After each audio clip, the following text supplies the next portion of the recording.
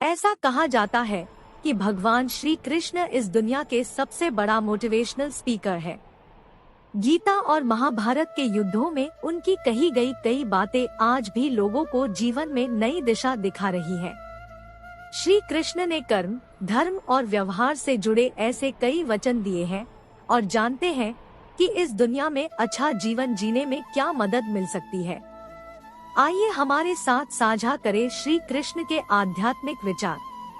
धर्म युद्ध में कोई भी व्यक्ति निष्पक्ष नहीं रह सकता।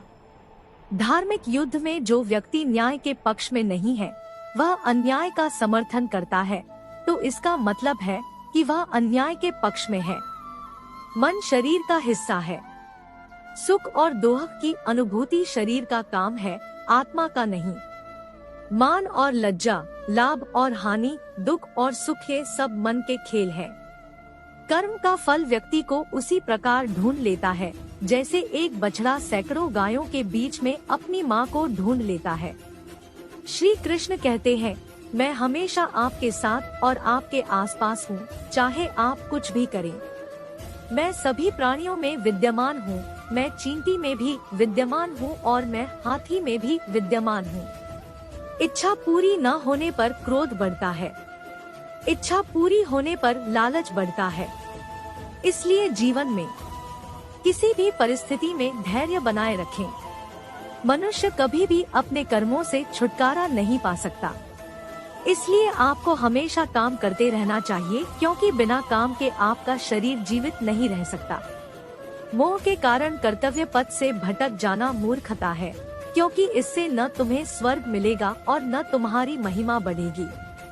यदि कोई हमारा अहित करता है तो उसे करने दो, यह उसका कर्म है और समय उसे उसके कर्मों का फल अवश्य देगा।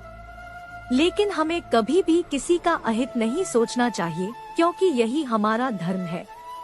मनुष्य उन लोगों के लिए शोक करता है जो शोक करने के योग्य नहीं है, परंतु साथ ही ज्ञान की बातें भी बोलता है। बुद्धिमान लोग न तो जीवित और न ही मृत पर शोक मनाते हैं। विषयों पर विचार करने से उनसे लगाव हो जाता है। आसक्ति से इच्छा उत्पन्न होती है और इच्छा से क्रोध उत्पन्न होता है। क्रोध से प्रमाद उत्पन्न होता है। क्रोध भ्रम पैदा करता है। भ्रम बुद्धि को बेचैन कर देता है और जब बुद्धि बेचैन हो जाती है तो तर्क टूट जाता है। जब तर्क ढह जाता है तो मनुष्य ढह जाता है।